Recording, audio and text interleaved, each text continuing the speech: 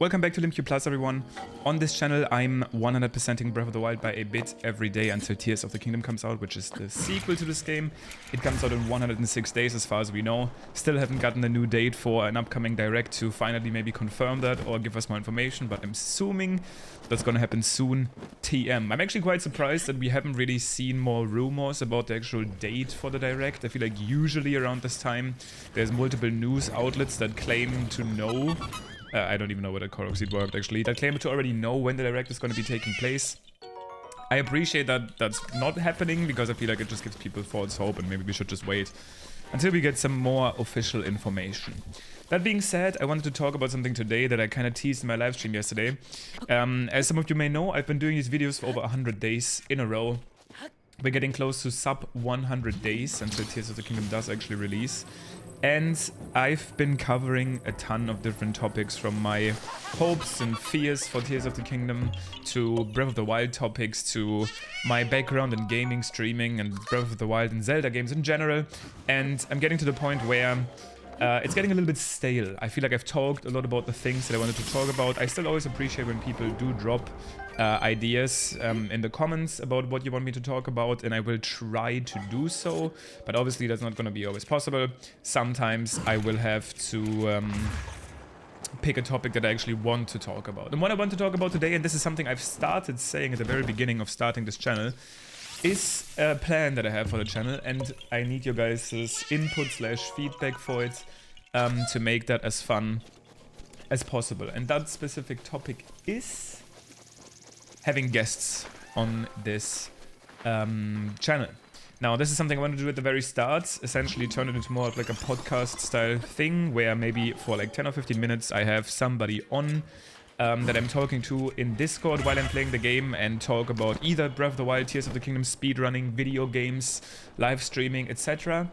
And I wanted to get the viewers of this channel your guys' input essentially as to who and you would like to have most, and what topics you would want us then to cover. Are you more interested in the speedrunning side of things, more in the Tears of the Kingdom, looking forward to Tears of the Kingdom type thing? This can be we can do this in many different ways. I can have a speedrunner on but talk about Tears of the Kingdom casually, or Breath of the Wild casually.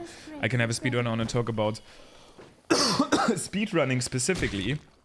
Or I could also have a casual player on and talk about their perspective for speedrunning. I mean, we can really do this in so many different ways. And I wanted to ask for your input, what you would enjoy the most. Keeping in mind that obviously I can't necessarily get literally everyone on this podcast. I feel like I do have a pretty decent network when it comes to Breath of the Wild players, and even people on Twitch. I know through some people or through some guy or another, I happen to pretty much know most people out there. Maybe not XQC or Ludwig, I don't know if they would immediately hop on, but I do have, especially in the Nintendo scene, some people that I could easily reach out to, especially if it's just for a 10-minute, 15-minute thing. So you can be ambitious with guests that you think wouldn't normally appear on a small channel like this, and I see what I can do. But again, let me know what you want to see/hear, who you want to have here. This can be small speedrunners, bigger streamers, people that aren't into Breath of the Wild, people that are not into Breath of the Wild. Some ideas, for example, that I was already curious about is having somebody on like Nico from 100% Zelda. This is a YouTube channel that some of you might know. He started this 999 of each material challenge a long time ago. I also did this challenge in the past, but both of us essentially quit when IST was found, the item duplication glitch. I feel like it could be interesting to talk to him and ask him what he thinks about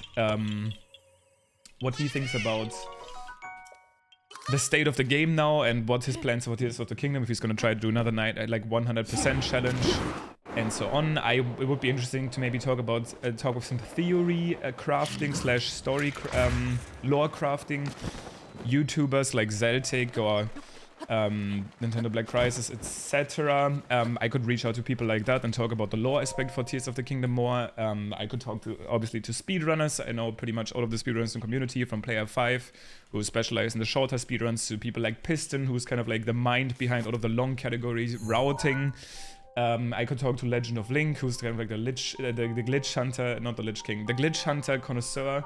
So I think all of that in mind, again, be creative and let me know who you would want as a guest on these videos and what topics I would want to talk about. Just to clarify, this wouldn't be a daily thing from now on. This would maybe be happening once a month. Maybe I would have like 5 to 10 episodes by the end of this where I actually have someone on. Sorry, excuse me for the coughing still, by the way. I'm still recovering from my cold, but this is definitely basically done or gone at this point. But yeah, let me know. And again, don't expect this to be like a daily thing. This will probably be like a once every month type thing where we have a guest and then talk about this game or Tears of the Kingdom. That's pretty much all I wanted to cover today. I do want to play the game a little bit more, but I did also mention in yesterday's episode that I need to slow down a little bit more legitimately when I play through the game. I could maybe go out of my way to do some extra shrines.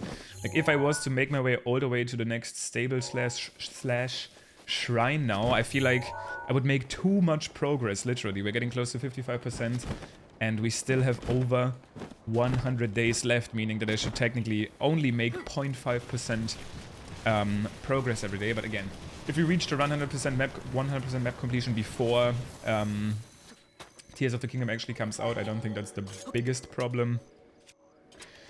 We can always just wait, am I missing a bridge here? Because these bridges all count towards map completion. We can always just do some extra stuff towards the end. Maybe play some mini games, complete some shrines, etc. Now, normally I would be completing quests here. This is what I've been doing in my old quest. Which, by the way, I have to say, if you're watching this right now, I'm gonna go live once again, pretty much after this video goes up on my Twitch channel. Some of you came by yesterday after watching the video.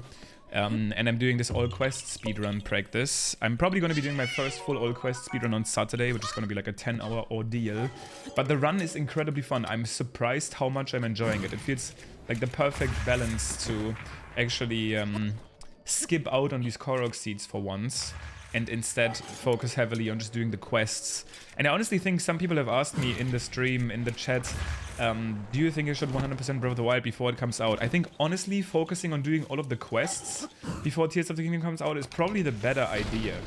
It honestly feels like a very, very nice completionist type playthrough. And then once you've completed all the quests, you can kind of consider your game to be completed, because at this point you've done all of the shrines, you've done the Divine Beasts, all of the main story, and all that you have left is basically some side quests, potential armor upgrades, and Koroks. And you can kind of treat all of those as like optional. And not sorry, side quests, but like mini games, I mean, right? So honestly, honestly, if you focus on just doing all of the quests instead, I feel like that would normally count as a Breath of the Wild 100% type playthrough, and then you can just leave the Korok as optional if you don't have as much time as maybe other people. Anyway, that is what I wanted to cover today. We ended up on the Road to O Shrine at almost exactly on the dot 55%. I'm gonna be reaching that tomorrow, and again, I need to kinda, you know, slow down occasionally, otherwise I will get too far ahead. But yeah, we are like pretty much halfway through the Korok seeds as well, almost, so that does make sense. Gonna be continuing tomorrow. Thank you so much for watching as every day. 105 days, another nice, more even number. Tomorrow until Tears of the Kingdom comes out. Thank you for watching as always, and I'll see you tomorrow.